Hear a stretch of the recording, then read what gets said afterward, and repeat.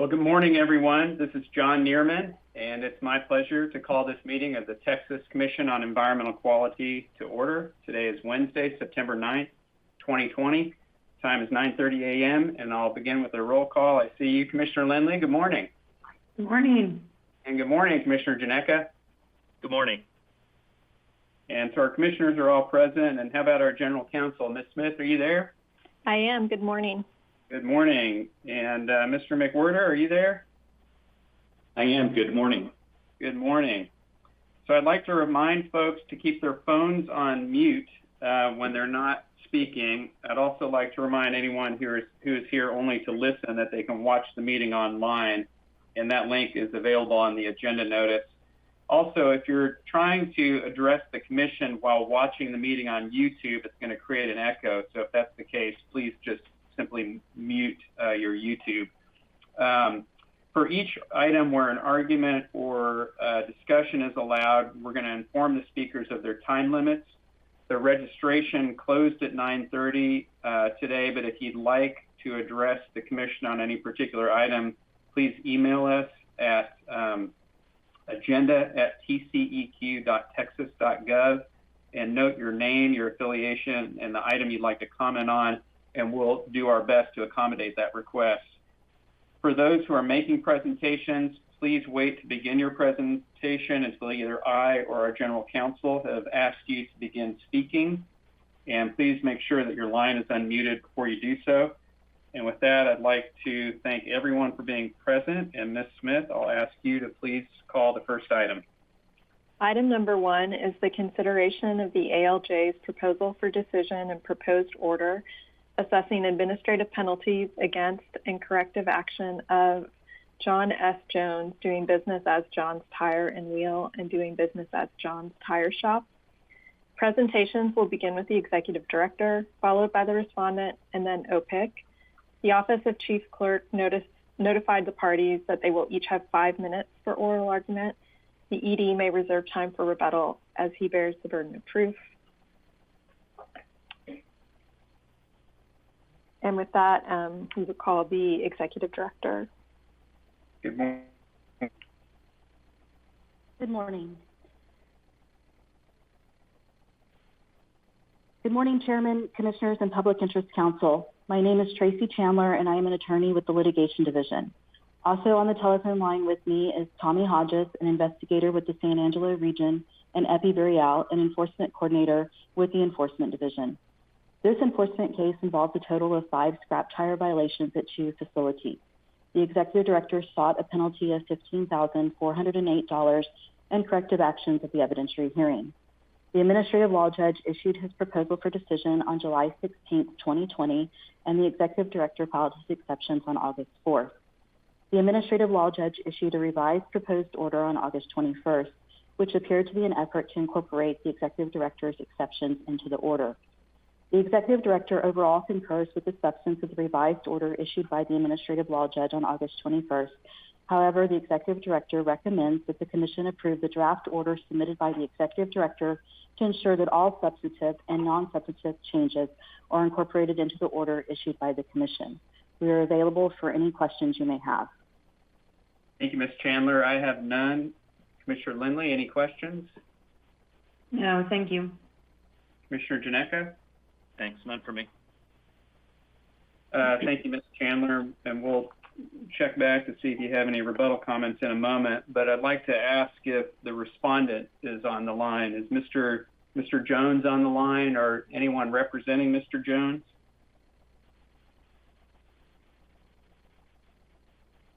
Ms. Smith, have we heard anything from Mr. Jones? Has he made any attempt to contact us or indicated whether he would participate this morning? My understanding is that he has not. Thank you. We'll hear next from OPIC. Good morning, Chairman, Commissioners, General Counsel, and the Executive Directors, attorneys, and staff. I'm Dominique McLagan-Brown for the Office of Public Interest Counsel. OPIC agrees with the ALJ's conclusion that the ED met its burden to show that respondent committed the violations as alleged in the ED's first amended report and petition. OPIC agrees that the penalty recommended by the ED is reasonable and calculated in accordance with applicable statutes, agency rules, and the TCEQ penalty policy and past agency practice. Therefore, OPIC recommends that the Commission adopt the ALJ's proposal for decision, sustain the ED's exceptions, and issue the modified proposed order. Thank you, and we are available for any questions. Thank you. I have none. Commissioner Lindley, any questions? No questions, thank you. Commissioner Janeka? Thank you very much. None for me. Thank you. And Ms. Chandler, any additional comments and rebuttal? Nothing really to rebut. That's correct. I do not have anything further. Thank you. Thank you. So I appreciate the presentations this morning. Thank you both. Colleagues, Mr. Jones requested and received a hearing on this enforcement matter before SOA, and we now have before us the Administrative Law Judge's proposal for decision. As you know, Texas law limits our discretion to change the proposal for decision. For example, we can amend findings of fact only in case of error and conclusions of law only in the case of misinterpretation or misapplication. The only substantive change I would recommend here is to conclusion of law 10, and that would be to add a citation to the manifest violation, that citation being section 328.58D. The violation is supported by the evidence. It's documented in finding of fact 18, as well as in ordering provision 1. And its omission in the conclusions of law is just clearly a drafting error.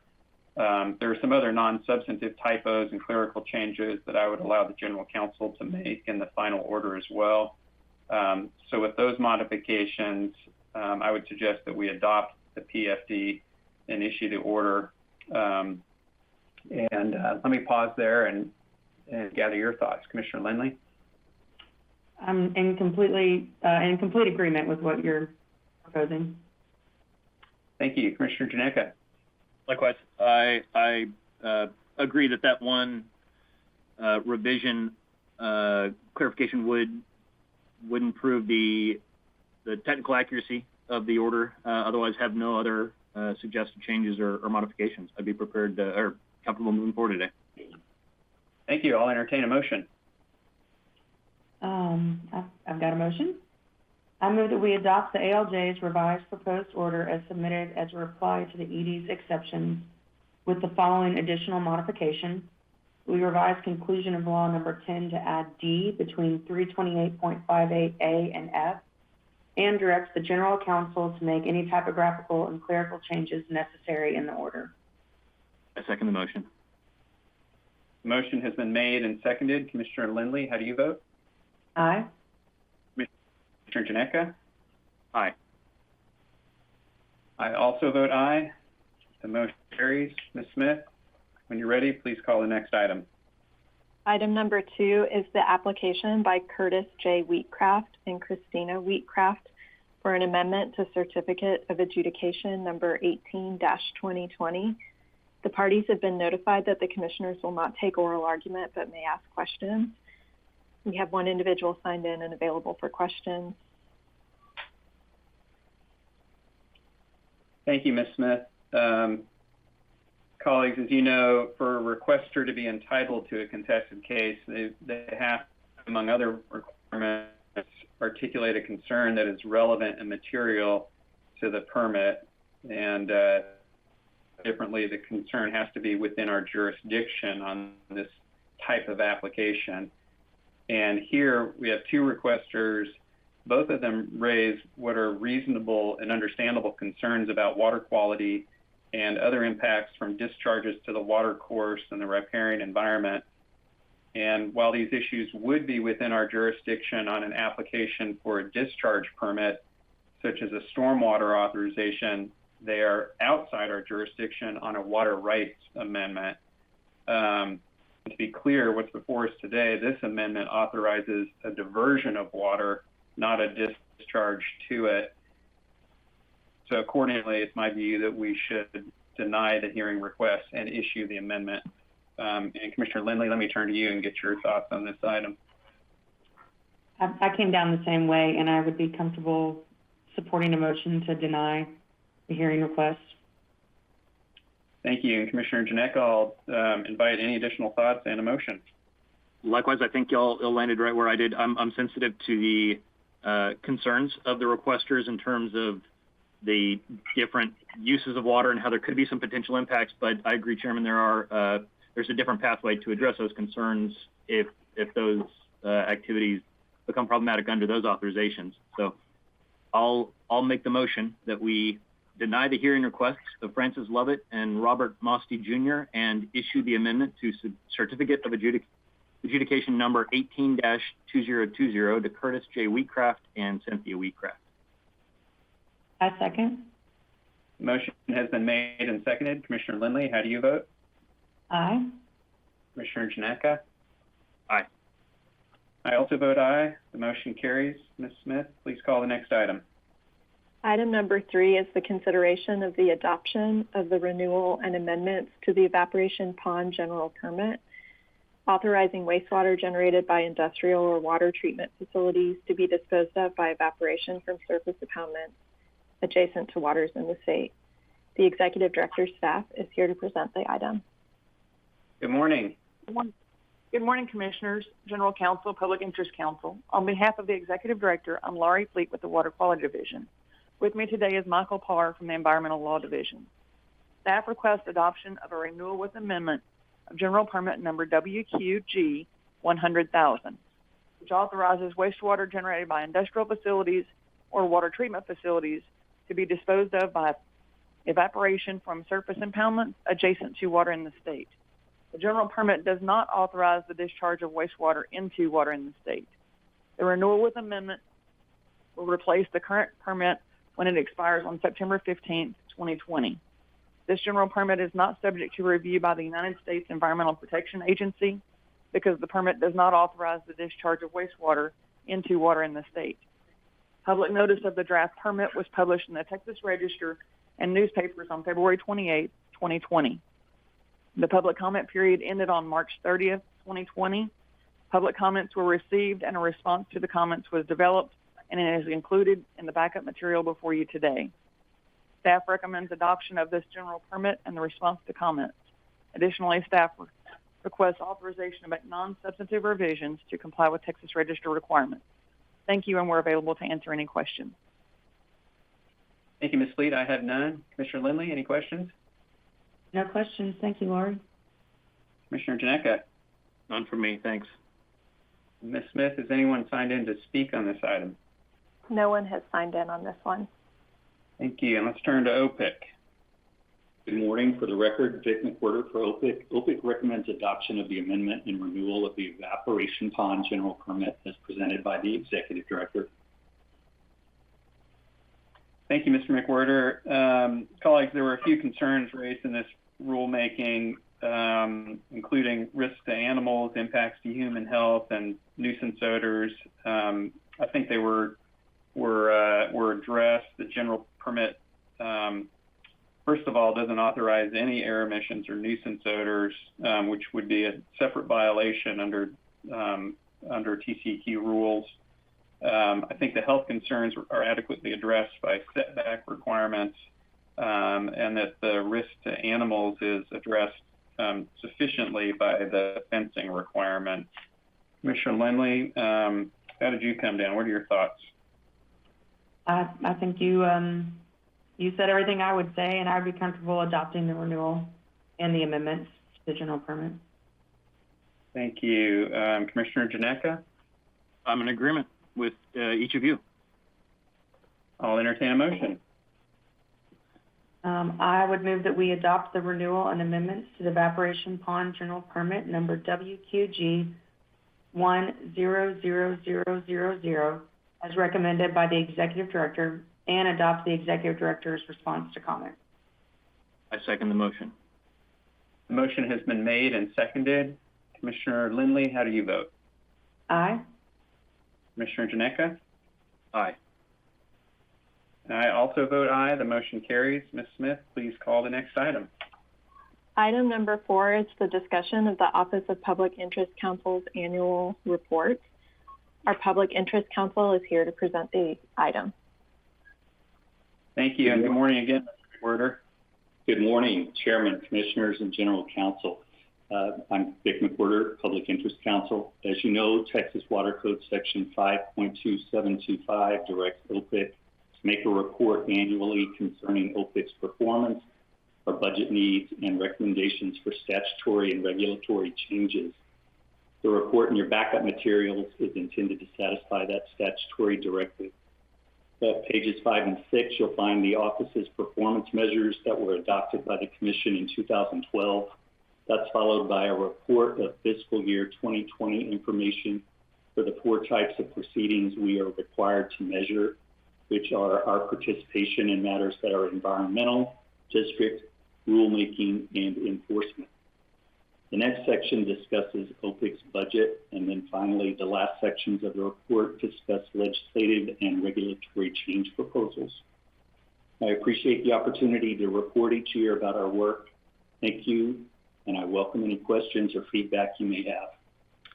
Thank you, Mr. McWhorter. And just off the top, let me tell you, I've told you this before, but it bears repeating, and that is that I really appreciate the work of your office. I routinely rely on the legal analysis.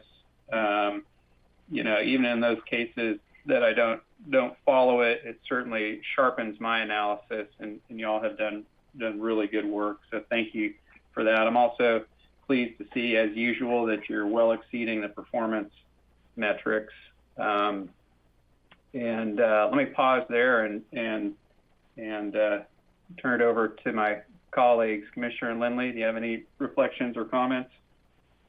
I would echo the same thing, and you'll probably hear it 3 times, Vic, but yeah, it seems like only this time, once every year, we really do a good job of thanking you for the work you do, and thanking all your attorneys in your division and non-attorneys in your division for the work they do. It doesn't go unnoticed, and it is very helpful every time we come to agenda to see what y'all have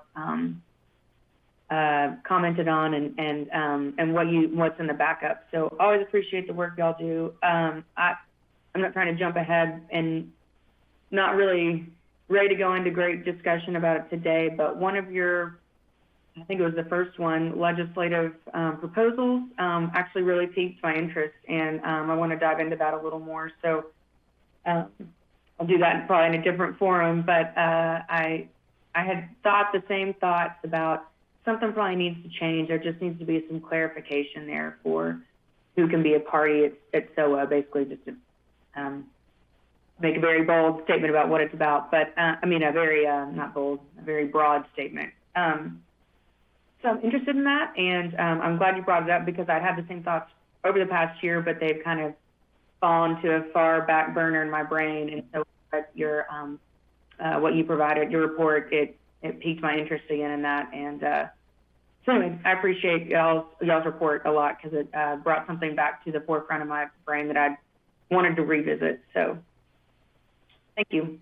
Thank you. Thank you, Commissioner Lindley. Commissioner Janecka. Thank you, Mr. McWhorter, for the report, and I'll echo my colleagues' comments. I certainly appreciate and I think it's a very helpful chance every year to revisit and reassess what support the agency provides to OPIC, how the tenor of our engagement and your communications with the public and our agency are functioning. I certainly agree. Chairman said very well. Y'all are exceeding all the performance metrics. Those are pretty cut and dry quantitative metrics. I'm eager to push beyond that into a discussion on the qualitative metrics, how well you feel that your office is able to engage. And I think that some of your observations on the budget dynamics OPIC wrestles with and the specific challenge of seeking outside assistance when necessary. I appreciate the complexity of trying to seek that enhancement to OPIC's technical expertise in representing the public on individual matters. So I do appreciate the 2 sides of that coin and just look forward to continuing the discussion with your office to look for opportunities to enhance how we can do a qualitative assessment, maybe an informal one from time to time. But I'm pleased with the level of detail in the report. So thank you. Thank you, Commissioner Janeka. And Mr. McWhorter, with regard to your recommendations around legislative and regulatory changes, I thought there were some fantastic ideas in there. I think just as it concerns my office, I'm going to ask the executive director to prepare its view of these issues and just go ahead and schedule some time on my calendar to come brief me on them. And you know, I'll pursue them in that fashion, but you know, there seem to be some changes that we really ought to do among them. But I don't want to do that without getting the executive director's advice on them first. So no action is necessary on this item. Colleagues, if y'all have anything else to say, let me know. I would like the same briefing. Okay. That's all I would say. Great. I'll just say, Mr. McWhorter, I look forward to working with the stakeholders in legislature about all these issues. I think your report and the specific citations of legislative bills that have come up in past sessions directly carrying some of your recommendations. Obviously, some of our colleagues in the legislature pay close attention to this report. So I just want to, again, thank you for the time that you and your staff put into it, because I think we'll be wrestling with these ideas and these topics during this or the next legislative session, whether the agency's taking it on directly ourselves or leaving it for that discussion to come back around. So thank you again. Appreciate it. Thank you. Thank you again, Mr. McWhorter. And again, there's no action necessary on this item, so I'll ask Ms. Smith to please call the next items.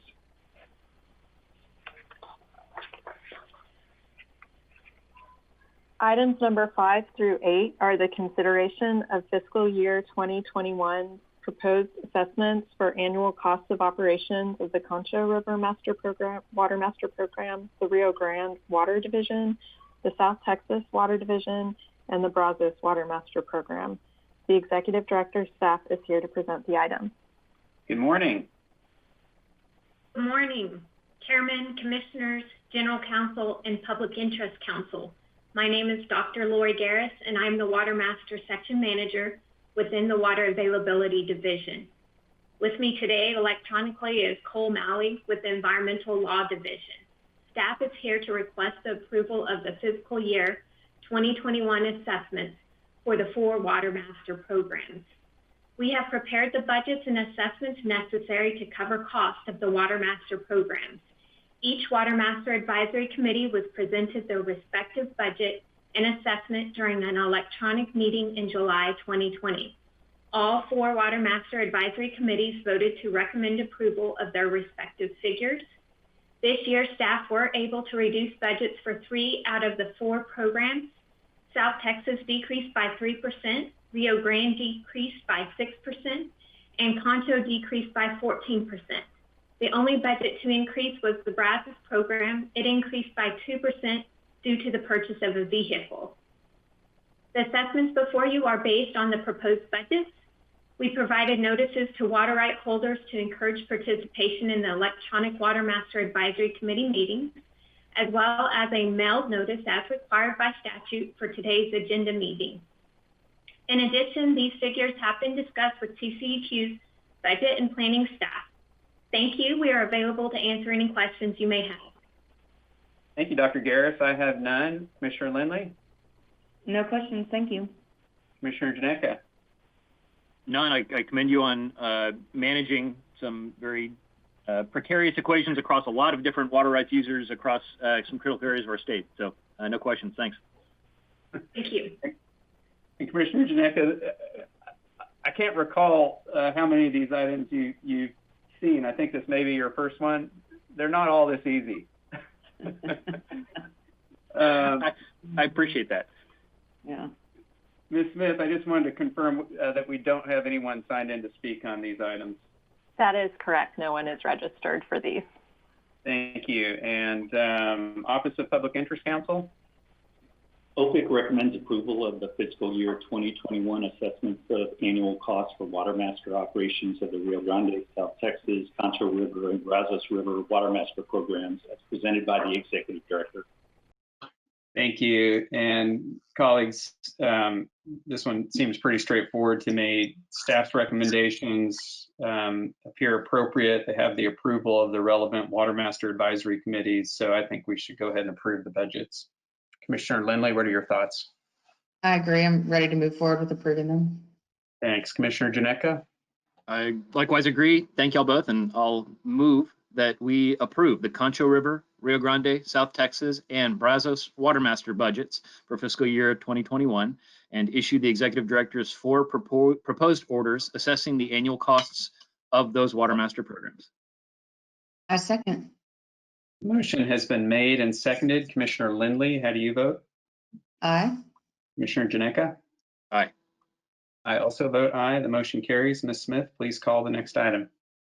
Item number 9 is the consideration of the Executive Director's findings and recommendation on whether a Watermaster should be appointed for the Canadian and Red River basins. The Executive Director's staff is here to present the item.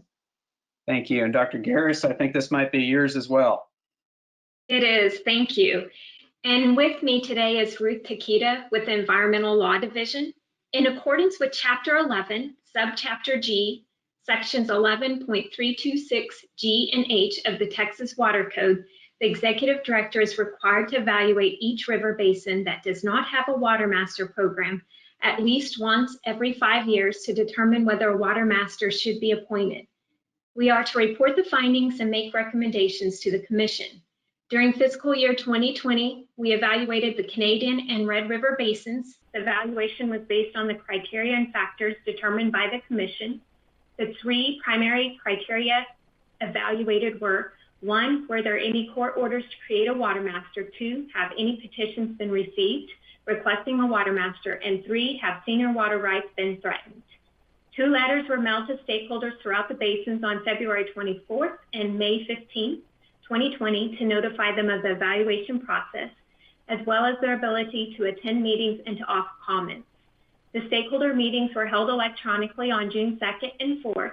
During the comment period, 8 opposed comments and 0 in favor comments were received, with no court orders or petitions to create a Watermaster during the 2015 through 2019 period, as well as no repeated history of threatened water rights. The Executive Director recommends that the Commission not move forward on its own motion to create a Watermaster program for the Canadian and Red River basins at this time. Thank you. We are available to answer any questions you may have. Thank you again, Dr. Garris. I have none. Commissioner Lindley? No questions. Thank you. Commissioner Janeka? None for me, thanks. Thank you. And Ms. Smith, just to confirm, we have nobody signed in to speak on this item either? That's correct. Thank you. And Mr. McWhirter, what are your thoughts? OPIC agrees with the ED's findings and recommendation not to create a Watermaster program at this time for the Canadian and Red River basins. Thank you. I agree. There's really no benefit in creating a Watermaster program for either of these rivers. And that's my analysis. Commissioner Lindley, you see it the same way? I do. Commissioner Janeka? I do. The only question that raises in my mind is at one point, or at any point, do we try to reassess the costs that the agency bears in trying to do a once every 5-year evaluation? I don't think it's really an undue burden in the grand scheme of things, and I think it's all mostly staff costs, which the state bears those costs anyway. So I appreciate staff's thorough and frequent review. It's a great safety valve as any of our growth in areas of the state may put us in a new posture, and we need to revisit whether we need to apply different tools in policing the precious resource of water in our state. So thank you. Thank you. Thank you, Commissioner Janeka. Thank you again, Dr. Garris. And with that, I think I'm ready to entertain a motion.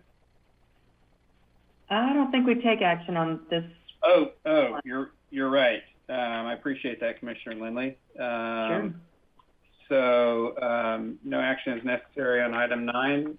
Ms. Smith, please call the next items. That takes us to the enforcement docket, items 10 through 36. Item 21 was remanded yesterday in response to a motion by the Executive Director. The Executive Director's staff is here to present the other matters. Good morning. Good morning, Chairman, Commissioners, General Counsel, and Public Interest Counsel. For the record, my name is Brian Sinclair of the Enforcement Division, and with me today are Michael De La Cruz, also of the Enforcement Division, and Charmaine Backens of the Litigation Division, representing the Executive Director. Pending before you are items 10 through 20 and 22 through 25. The total assessed administrative penalties are $506,095, with $101,278 deferred, $136,061 applied towards supplemental environmental projects, and $268,756 to general revenue. We respectfully request approval of these items and are available to answer any questions you may have. Thank you, Mr. Sinclair. I have none. Commissioner Lindley? No questions, thank you. Commissioner Janeka? Likewise, none for me, thanks. Thank you. Ms. Smith, is there anyone signed in to speak on these items? On item 14, we had an individual who was signed in and indicated that they don't wish to speak unless the commission has questions, and their presence will be noted for the record. Thank you, and we certainly appreciate them participating in the agenda, although I don't have any questions for them. Mr. McWhorter, what are your thoughts? My office reviewed these items, and we recommend approval of the proposed orders as presented by the ED. Thank you. I agree. I've reviewed these items and think we should go ahead and move forward with approval of the docket, excluding item 21. Commissioner Lindley, you came out the same way? I did. I agree. Commissioner Janeka? Make a motion. Yeah, please do. I move that we adopt items 10 through 20 and 22 through 36 as recommended today by the Executive Director. I second the motion. Motion has been made and seconded. Commissioner Lindley, how do you vote? Aye. Commissioner Janeka? Aye. I also vote aye. The motion carries. Ms. Smith, I'll ask you to please call the next item. The next item is item number 37, our public comment session. We currently don't have anyone signed in to speak at this time, but we'll pause for a moment to open the line and make sure we don't have anyone who wants to speak.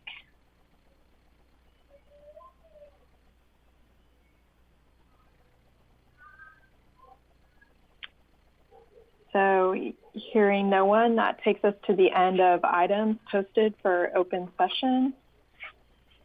The Commission will meet in closed session through a web-based video conference at, Chairman, would you like to say in 10 minutes? How about 10:10?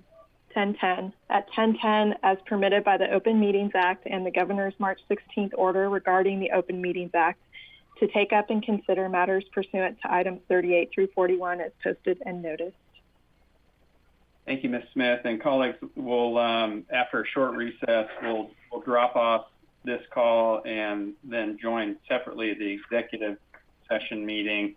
If we were to take any action in that executive session, we would return to announce that. More likely, though, we'll take no action. I'll ask our general counsel to return and gavel us out. And with that, the time is 10:04, and we stand in recess.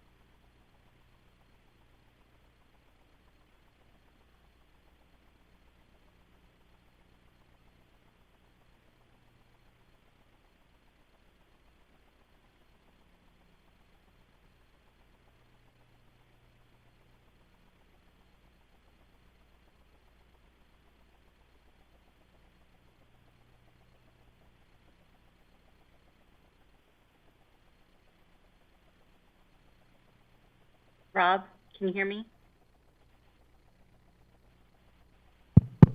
Yes, thank you. Thanks.